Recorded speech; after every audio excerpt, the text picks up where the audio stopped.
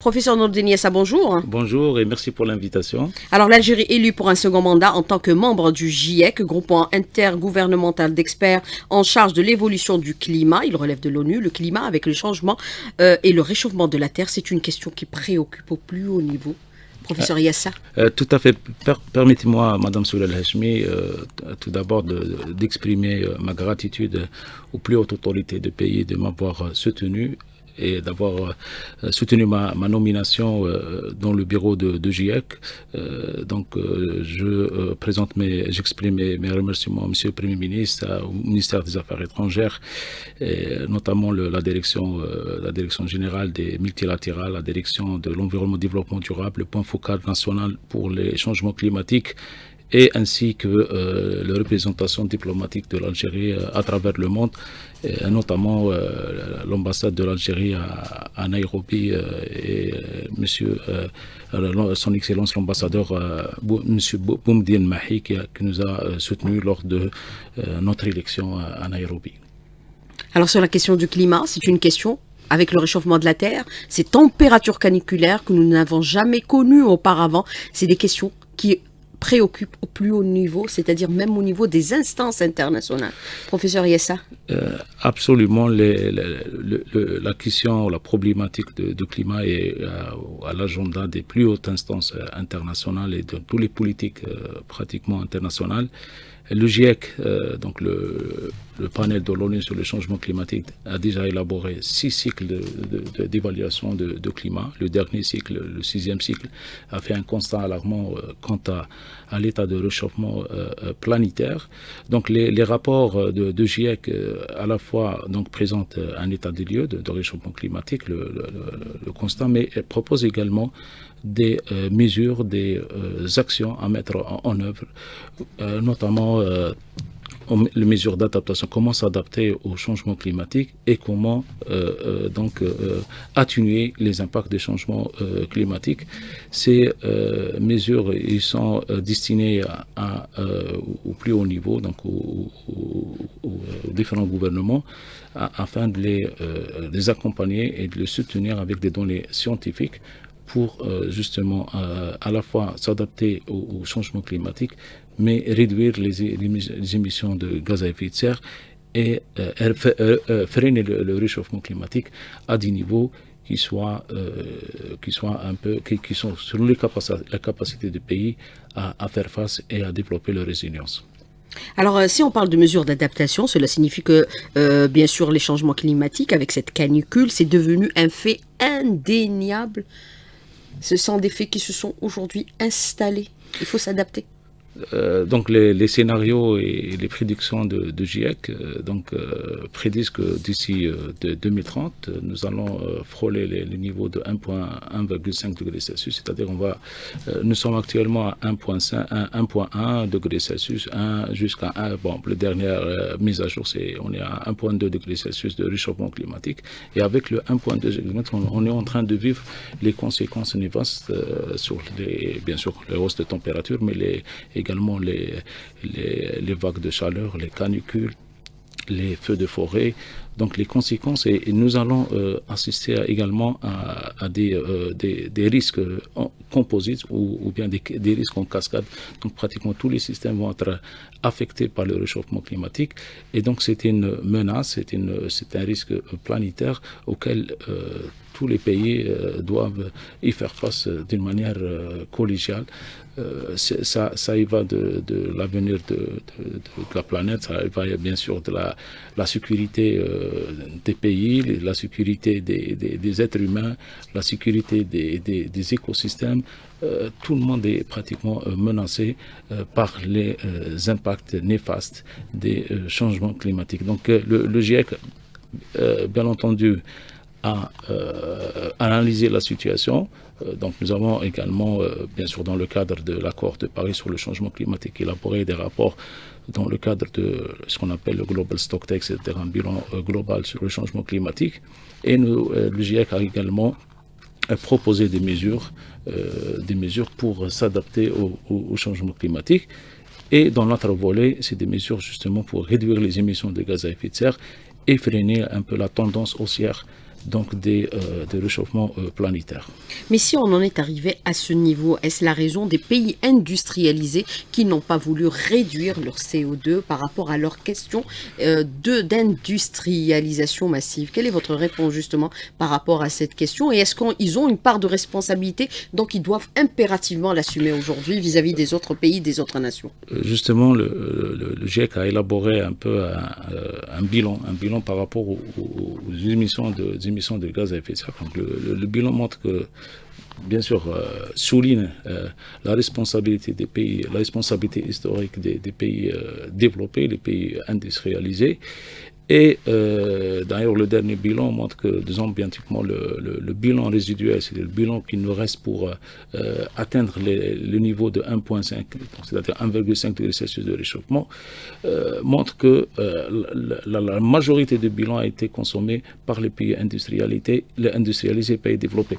Pour vous donner un autre chiffre, l'analyse du GIEC a montré que entre 5 et 45% des émissions mondiales de gaz à effet de serre ont été générées par 10% des foyers avec des revenus les plus élevés. Donc, c'est-à-dire les foyers les plus riches sont responsables de 5 à 45% des émissions de gaz. Donc il y a une certaine disproportionnalité, il y a une injustice climatique. Il y a les pays développés, les pays industrialisés qui ont causé ce réchauffement climatique, et donc les pays en développement, les pays notamment les pays africains, sont les plus vulnérables, ils sont les plus touchés. Donc il y a une responsabilité un peu différenciée. Donc il y a les pays qui ont contribuer à ce réchauffement climatique, notamment les pays développés et les pays industrialisés. Et face à ça, il y a des pays qui n'ont aucune responsabilité historique par rapport à ce réchauffement climatique, qui subissent en plein fouet des impacts et des effets néfastes de ce réchauffement climatique. Donc on est là à une injustice climatique, et d'ailleurs donc les pays en développement, notamment les pays africains, appellent à ce qu'on appelle un peu la justice climatique. C'est dans le cadre de pertes et préjudices, il y a une compensation par rapport à ces impacts néfastes du changement climatique. Mais quand vous parlez de cette injustice climatique à l'égard des continents comme le nôtre, par exemple le continent africain, comment leur faire assumer leurs responsabilités? Comment assurer cette réparation? Qu'est-ce qu'il faut? Que préconise aujourd'hui le GIEC? Justement, donc, lors de la COP 27, dans le cadre de la COP de Sharm el-Sheikh, les pays en développement et les pays africains notamment ont enragé pour la première fois qu'il y ait un fonds spécial dédié à la perte et préjudice, c'est la compensation pour justement compensation aux dégâts, aux risques qui ont été engendrés par le changement climatique. Bien sûr, sur le débat, les négociations dans le cadre bien sûr de l'accord de Paris sur le changement climatique sont toujours en cours, justement pour alimenter les différents fonds, notamment le fonds d'adaptation. Et beaucoup n'adhèrent pas à ce fonds. Beaucoup de pays n'adhèrent pas, ils sont défaillants. Il faut dire les choses. D'ailleurs, même le constat montre que les flux de financement sont de très loin un peu des objectifs affichés, notamment les 100 milliards de dollars par an pour accompagner les pays en développement, notamment les pays les plus vulnérables, pour faire face au changement climatique. On est très loin des objectifs affichés. Donc il y a un gap par rapport un peu les annonces et par rapport un peu les annonces dans les différentes COP. Et donc pour cette raison que les pays en développement sont toujours mobilisés pour donc revendiquer leurs droits, pour être accompagnés et soutenus dans la lutte de changement climatique. Donc bien sûr il y a des risques j'ai parlé des risques en cascade, notamment sur la sécurité hydrique, sur la sécurité alimentaire, sur la santé des citoyens, sur la santé des écosystèmes. Et tout ça demande que la communauté internationale soit mobilisée justement pour accompagner notamment les communautés les plus vulnérables, les pays qui n'ont pas les capacités de résilience ou les capacités d'adaptation, parce qu'avec ce réchauffement climatique, on risque d'atteindre ce qu'on appelle les risques, donc les limites d'adaptation. Si on dépasse un certain seuil de réchauffement, beaucoup de pays n'auront pas les capacités de s'adapter et donc les capacités de faire face à disons, ces risques composés de réchauffement planétaire. Bien sûr, avec votre reconduction, bien sûr, en tant que membre du GIEC, pour la seconde fois, pour un second mandat, vous êtes président du GIEC, face à la défection des pays industrialisés, comment le GIEC pourrait les contraindre à assumer leurs responsabilités, à verser cet argent dans le fonds également, principalement, professeur Nordine Yessa. Qu'est-ce qu'il faut faire? Est-ce que le GIEC a une force de persuasion? Le GIEC, il faut savoir que c'est un panel des Nations Unies, des experts, c'est un panel scientifique qui élabore des rapports. Donc, chaque saison, on rapporte des rapports d'évaluation. Et on fait des rapports spéciaux. Dans le dernier cycle, nous avons élaboré un rapport spécial sur le changement climatique et la désertification. C'était à la suite à la demande de l'Algérie. L'Algérie a demandé au GIEC d'élaborer un rapport spécial sur le changement climatique. Et donc le GIEC fait des rapports. Donc en clair, vous êtes un instrument d'aide à la décision. Des décisions, il fait des constats, il propose, il fait une analyse un peu de l'état de connaissances, l'état de la science, l'état de l'expertise dans le domaine du changement climatique. Il propose des recommandations aux décideurs au plus haut niveau. Et par rapport à l'Algérie, donc le rapport sur le changement climatique désertif a montré la vulnérabilité de l'Algérie face au changement climatique. Ça, c'est très important. On le voit avec les incendies de forêt. Que l'Algérie a une spécificité par rapport à beaucoup de pays en développement et pays africains. Nous avons une double vulnérabilité. Nous avons la vulnérabilité environnementale et climatique. Nous sommes bien sûr les pays qui sont plus affectés par les vagues de chaleur, par la sécheresse, par les canicules, par les incendies de forêt. Ça, c'est un peu la vulnérabilité environnementale et climatique.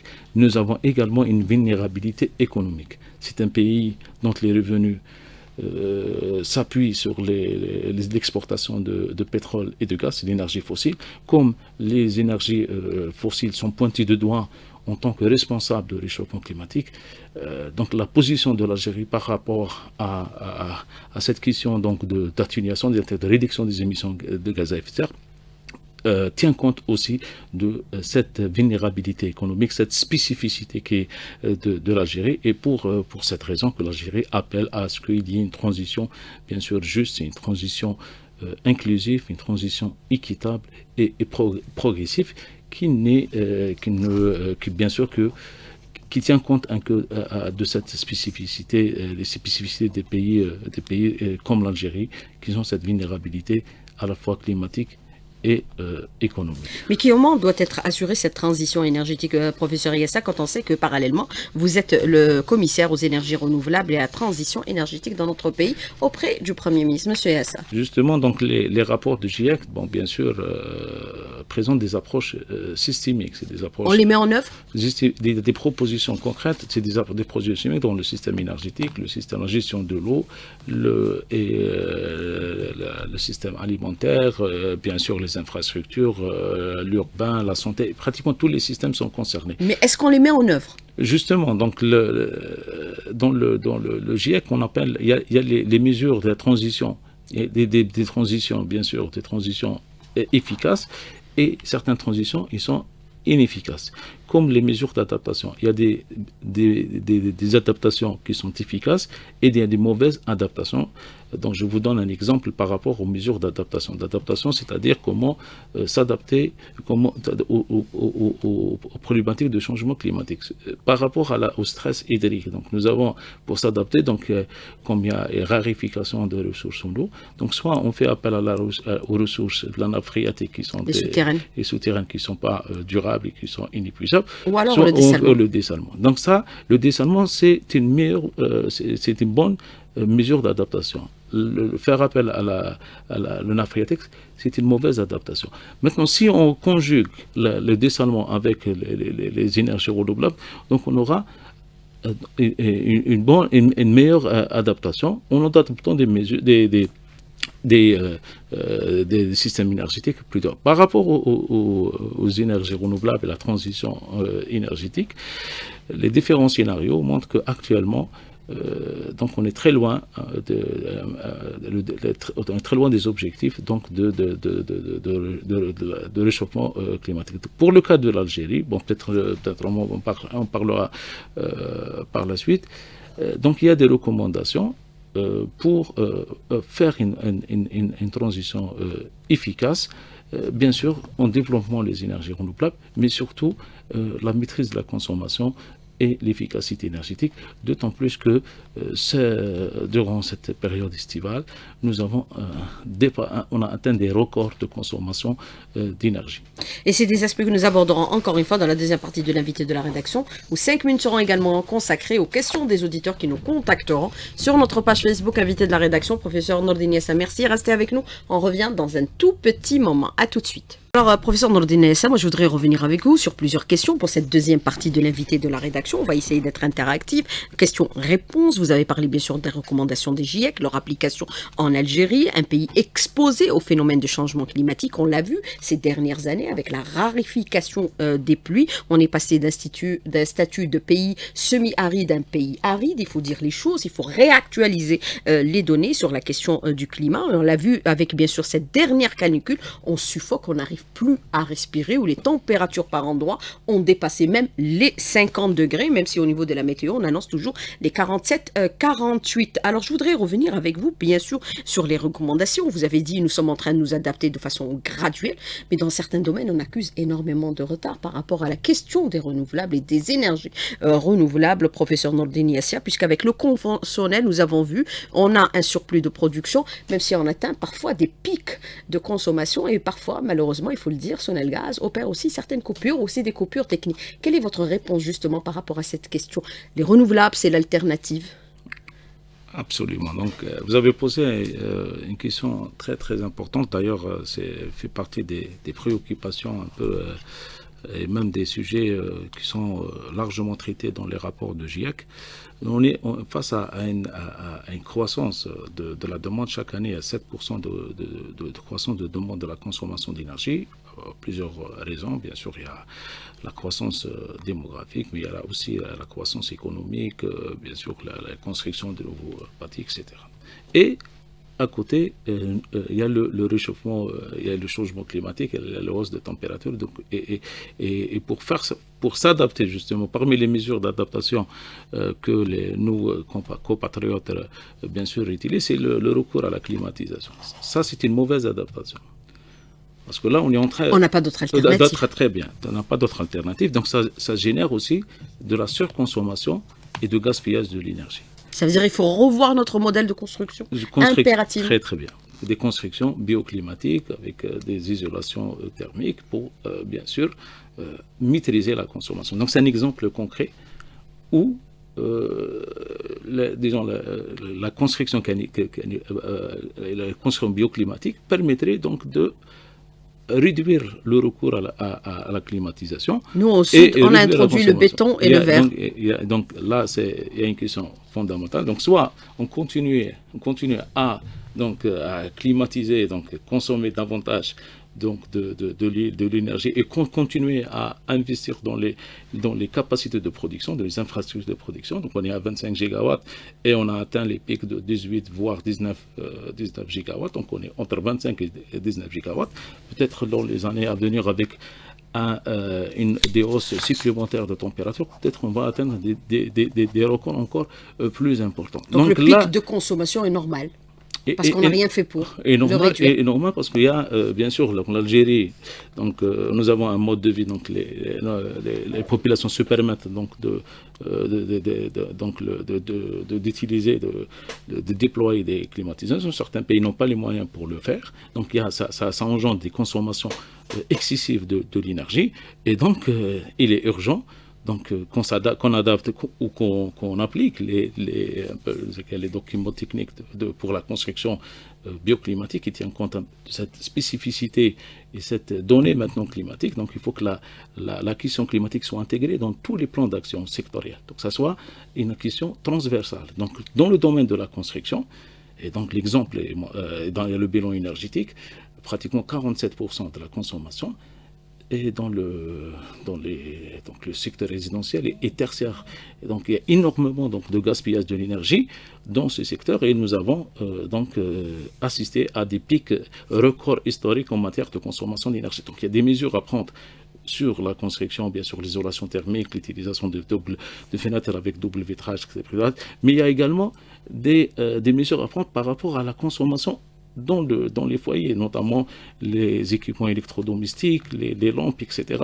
Et donc là, il faut accélérer, le contrôle qualité, parce qu'on a contrôle qualité des équipements pour utiliser comme le moins énergivore, notamment les climatiseurs. Nous avons un parc de peut-être 6 millions de climatiseurs, mais il n'y a aucun laboratoire en Algérie qui contrôle la qualité de ces climatiseurs sur le plan consommation d'énergie ou sur le plan qualité. Et donc, nous avons, le commissariat aux énergies renouvelables a signé récemment une convention avec le laboratoire national d'essai pour accélérer la mise en œuvre d'un laboratoire de contrôle qualité. Il est urgent de contrôler la qualité des équipements, notamment les climatiseurs, notamment en matière de la consommation d'énergie. C'est la source un peu de la consommation d'énergie. Et nous avons vu que le profil de consommation, c'est entre pratiquement 13 heures et 16 heures où on constate, bien sûr, on affiche chaque fois le record de consommation. Il y a un autre aspect, nous sommes en période estivale, l'énergie solaire pourra, bien sûr, bien entendu, atténuer donc l'appel à l'énergie, à l'électricité conventionnelle. Nous avons installé des systèmes solaires un peu partout dans les écoles, des établissements publics, mais force est de constater que on est en période de congé, bien sûr, notamment dans les écoles, dans les établissements. Cette production électrique, elle n'est pas utilisée. C'est aberrant. Comment il y a un excès, il y a un record en matière de consommation d'électricité, et à côté, il y a des investissements publics qui ont été consentis par les pouvoirs publics, par les collectivités locales, et qu'on n'utilise pas depuis des années, que j'alerte par rapport à cette question dans votre émission invitée de la rédaction. Et dans les rapports que vous élaborez en tant que commissaire auprès des énergies renouvelables. Et donc là, s'il est urgent de libérer cette énergie qui est déjà produite, ils sont dans les toits des écoles, dans les toits des établissements publics, mais ils ne sont pas exploités. Et ça pourrait être aussi des revenus pour les établissements. Des revenus, ils vont permettre aussi d'atténuer. Les établissements scolaires, par exemple. Et quand on parle maintenant des changements climatiques, les changements climatiques, quand j'ai parlé de l'approche systémique. Maintenant, peut-être les investissements qui ont été construits dans les infrastructures de production électrique ont été dimensionnés pour un niveau de réchauffement donné. Maintenant, il faut redimensionner tous ces investissements pour tenir compte de nouveaux records de température. Peut-être ont été dimensionnés à des températures maximales de 45 degrés. Maintenant, on peut frôler les 50 degrés. Et donc, même le réchauffement climatique, ils vont avoir un impact sur le réseau de distribution, sur les transformateurs, etc. C'est une donnée essentielle à intégrer dans toutes les études. Donc, les bureaux d'études doivent intégrer cette dimension de changement climatique dans toutes les études, et même les bureaux d'études, les bureaux d'architecture, tout ça, cette dimension de changement climatique doit être à tous les niveaux et au niveau de tous les secteurs. Il faut changer aussi les mentalités parallèlement. Et donc, l'exemple le pic de consommation, c'est un exemple, disons, qui montre qu'il faut qu'on s'adapte bien sûr, au réchauffement climatique en déployant des mesures efficaces. Parce qu'il y a des mesures efficaces et urgentes. Efficaces et urgentes. Donc il y a des mesures qui sont, donc il y a des investissements et qui risquent de ne pas être efficaces. Donc les mesures efficaces, d'ailleurs le GIEC, dans les rapports, a préconisé le recours à des systèmes solaires décentralisés, à l'efficacité énergétique et à la sobriété énergétique, c'est-à-dire le changement de comportement, c'est-à-dire avec des comportements plus sobres en matière de consommation de ressources. Mais bien sûr, avec le réchauffement de la Terre, avec bien sûr cette canicule, parce que c'est de l'énergie, toute cette chaleur qu'on peut capter pour bien sûr produire de l'électricité. Nous avons vu que l'ouverture des pluies a eu lieu à peine la semaine dernière, alors que ça fait pratiquement 2 ans que le président de la République ordonne la mise en place des énergies renouvelables, de leur exploitation. Nous avons autour de nous, autour de notre bassin méditerranéen, des pays qui sont en train d'accélérer cette transition énergétique par rapport à la crise en en Ukraine, tout a été bousculé. Il faut faire vite, sinon on risque d'être devancé par certains pays et on pourra, et à ce moment-là, on sera certainement en difficulté parce que les gens vont substituer leur énergie, gaz et pétrole, par les renouvelables. Et c'est ça l'enjeu aussi pour nous. C'est une question à la fois de survie, une question économique et une question géopolitique. La transition doit être opérée d'une manière rationnelle, c'est-à-dire sur des bases scientifiques, sur des bases techniques. Donc nous avons deux volets importants. Il faut agir sur d'abord le volet de la maîtrise de la consommation. Donc la sobriété énergétique, c'est l'efficacité énergétique. L'économie de l'énergie. L'économie d'énergie. Et j'ai parlé un peu de maintenant l'exemple de climatiseurs. Donc il est urgent de mettre en place le contrôle qualité des climatiseurs. Parce que ce pic de consommation, c'est le pic de consommation aussi du gaz. Du gaz et bien sûr faire appel à de nouvelles technologies. Maintenant, nous avons les startups. Donc il y a des moyens maintenant technologiques qui permettent donc de gérer et de maîtriser la consommation d'énergie. Donc le volet efficacité énergétique, la maîtrise de consommation est un élément très important. Nous avons vu comment certains pays ont pu, à cause du conflit russo-ukrainien, ont pu quand même réduire leur consommation de 9 à 11% avant la fin de l'année 2022. Donc la France a réalisé un parc photovoltaïque au niveau de son océan pour ne plus être dépendant de certains pays, dont l'Algérie, par rapport au gaz. De prioriser un peu les mesures d'efficacité énergétique et dans les secteurs, le secteur du bâtiment, le secteur de transport et le secteur industriel, en déployant de nouvelles technologies qui consomment de moins en moins d'énergie. Ça, c'est très important.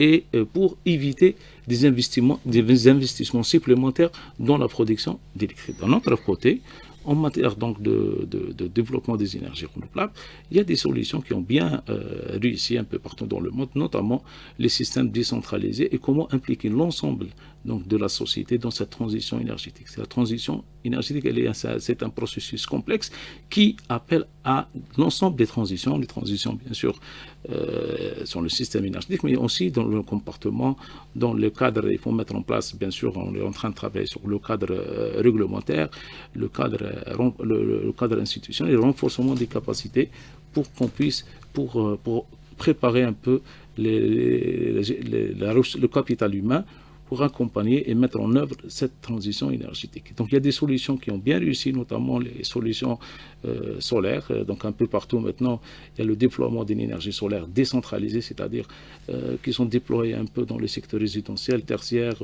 commercial, agricole, industriel, et qui ont donné des résultats très très positifs, notamment durant ces périodes de forte demande d'énergie. Mais quand vous parlez de l'efficacité énergétique, et bien sûr la nécessité aujourd'hui de réduire notre niveau de consommation qui est très important. Vous avez parlé d'un taux qui est d'année en année en augmentation, en croissance constante, 8 à 10% pratiquement annuellement. Est-ce qu'il va falloir aussi adapter par exemple l'ensoleillement de notre pays à notre mode de vie également, prévoir par exemple les heures d'été et les heures d'hiver pour économiser 1 heure et voire même 2 heures d'énergie, professeur Nordine Yassa, puisque nous avons vu jusqu'à 20 heures, c'est éclairé encore naturellement en été. Bon, ça c'est parmi des options que certains pays ont adoptées, mais nous avons plein d'autres options. Par exemple, les options, on a parlé, si je prends le secteur résidentiel, où pratiquement c'est là où on consomme le plus, à 45 voire 47% selon le dernier bilan de consommation énergétique, 47%. Bien sûr, il y a la partie construction. Bien sûr, on a parlé un peu de documents de construction, disons, avec l'isolation thermique et tout ça. Mais à l'intérieur donc de ces constructions, il y a tous les équipements, en commençant par l'éclairage. Donc les lampes, bien sûr, là, il faut interdire les lampes à incandescence et il faut bien sûr, on commence à avoir les lampes à LED. Mais là, il faut bien sûr contrôler la qualité des lampes parce qu'il y a certaines lampes qui consomment excessivement, qui consomment de l'énergie alors que et elles dégagent de la chaleur. Elles dégagent de la chaleur. Donc là, il faut bien sûr vérifier la qualité j'ai parlé un peu des équipements électroménagers, mais aussi on peut conjuguer les mesures d'efficacité énergétique avec les énergies renouvelables. Donc, vous avez dans un foyer ou dans un secteur résidentiel des toits solaires, donc ça permet aussi donc à la fois de réduire la consommation et d'avoir d'autres sources alternatives d'énergie, et on diminue un peu le recours au réseau électrique de Sonalga. Donc on diminue la pression sur le réseau électrique de Sonalga. Donc il y a des mesures qui combinent à la fois l'efficacité énergétique et le développement des énergies renouvelables, et c'est des mesures très efficaces et qui montrent même en Algérie des résultats assez positifs. Mais est-ce qu'il faudrait aussi aller vers, par exemple, au niveau de la décision, aller vers la décentralisation de cette politique de consommation énergétique d'une région à une autre, parce que entre le nord et le sud, il n'y a pas photo. On était professeur Nordine Yassa. Est-ce qu'il faut adapter des mesures spécifiques aux régions du sud du pays, notamment pendant cette période de forte chaleur? Je pense que pour la région du Sud, je pense qu'il faut peut-être revenir aux anciennes constructions ancestrales. Donc il y a des matériaux qui sont résilients à la fois à la chaleur et au froid. Donc il faut. Et on a un savoir-faire, nos ancêtres le faisaient bien. Ils n'avaient pas besoin de climatiseur. Ils n'ont pas connu le climatiseur. On est en train de construire au sud avec les mêmes matériaux qu'on est en train de déployer au nord. Donc il faut revenir un peu au savoir ancestral en utilisant des matériaux qui sont résilients, et à la fois aux températures extrêmes et au froid extrême. Mais il faut aller aussi vers des mesures simples, par exemple le reboisement. Au niveau de certaines localités, on a vu dans nos villes, il n'y a pratiquement pas d'ombrage, pas d'arbres. Il y a le reboisement, même dans le reboisement.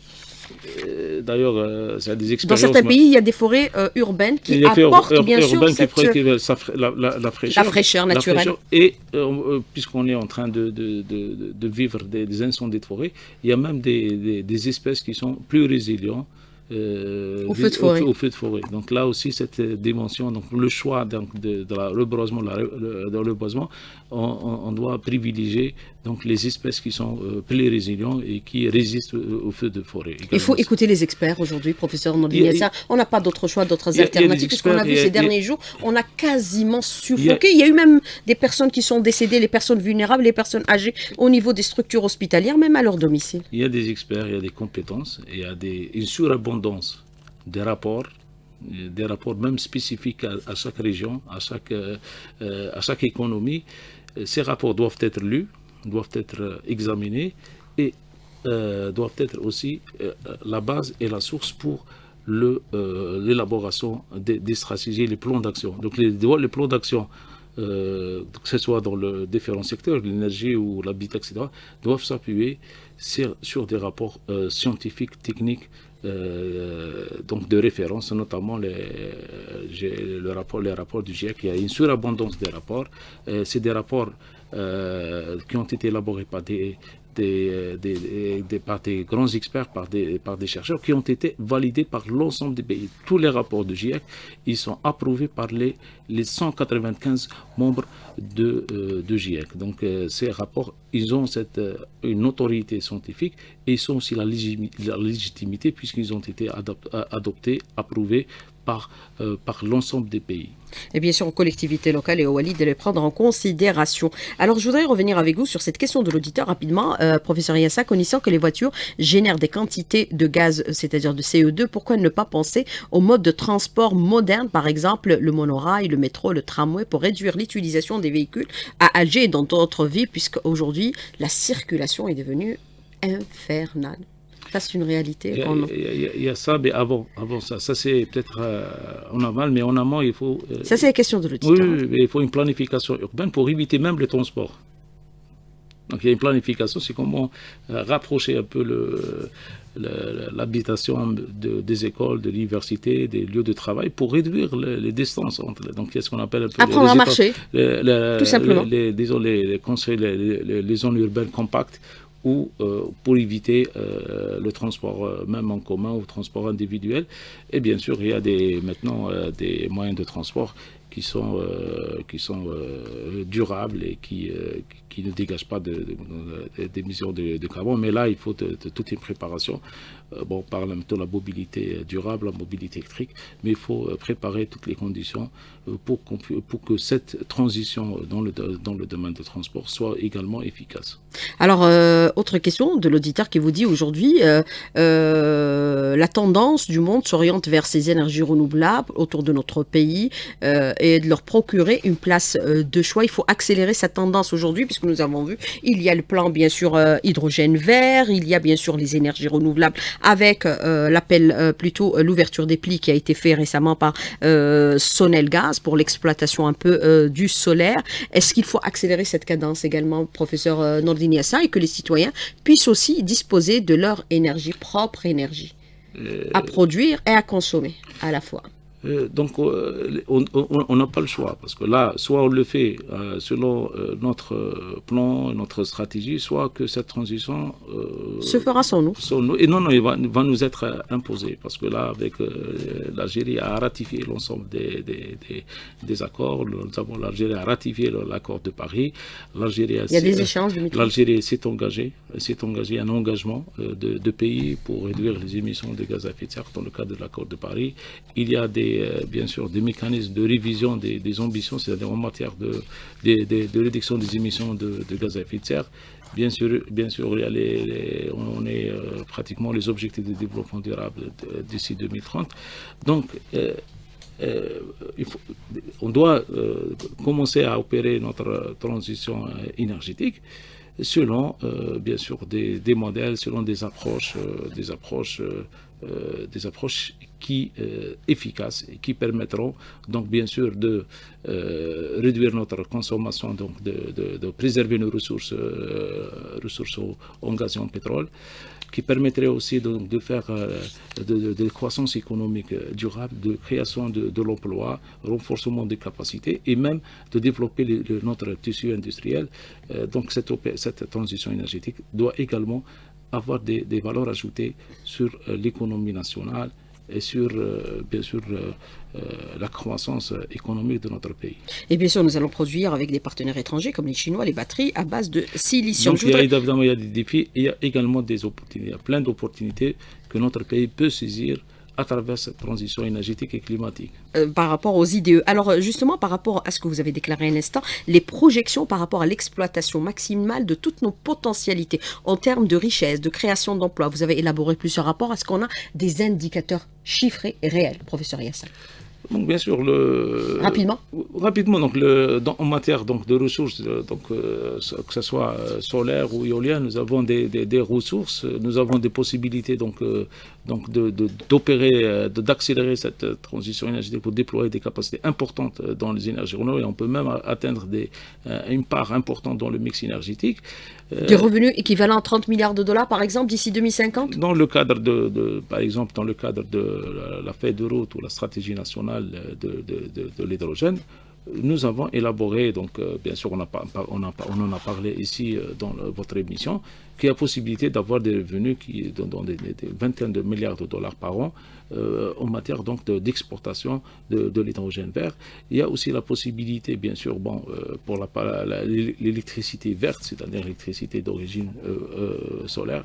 Donc il y a aussi des opportunités donc pour exporter, bien sûr, on peut exporter l'électricité sous forme d'électricité ou sous forme de l'hydrogène, mais également il y a la possibilité donc surtout de réduire notre consommation, de dégager des volumes supplémentaires de gaz. Ça aussi c'est des revenus supplémentaires pour le pays. Donc c'est en développant l'énergie solaire, en développant l'hydrogène vert, nous allons dégager des volumes supplémentaires de gaz et de pétrole qu'on pourra exporter et générer des ressources. Nous avons également l'expertise, parce que l'expertise et l'emploi, l'expertise, on peut même exporter notre expertise, c'est-à-dire dans les pays de l'Afrique, le pays du Sahel. Donc l'expertise nationale peut être exportée. Donc, nous allons pouvoir accompagner, et même l'expertise, mais également les entreprises nationales peuvent également participer au projet de réalisation des déploiements des énergies renouvelables au niveau de Sahel et au niveau de l'Afrique, et à également l'exportation de la chaîne de valeur.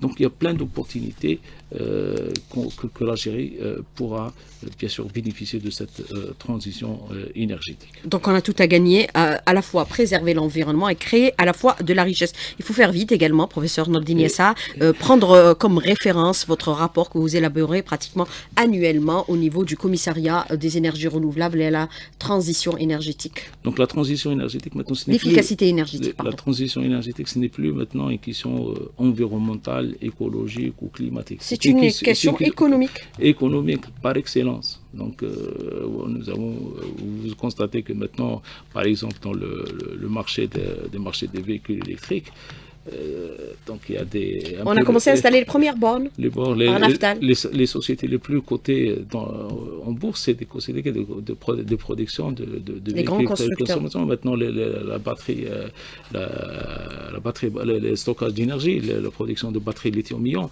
On va le faire avec les Chinois. Les métaux critiques, c'est-à-dire les terres rares, les lithium, tout ça, ça c'est un peu les technologies du futur. Et les pays qui dominent ces domaines, c'est-à-dire les technologies énergétiques, les grandes puissances du demain. Les technologies énergétiques du futur, c'est-à-dire bien sûr les métaux critiques, stratégiques, les batteries, le stockage d'énergie, les batteries, les énergies renouvelables, toute la chaîne de valeur, l'éolien, l'hydrogène. C'est les pays qui vont dominer le système énergétique du futur. Et c'est les puissances de demain. Professeur Nordine Yessa, merci d'avoir répondu à nos questions, d'avoir été en direct avec nous ce matin dans le studio. Merci beaucoup et félicitations encore une fois pour votre élection en tant que vice-président du GIEC. Merci beaucoup. À bientôt. Je vous remercie. À demain.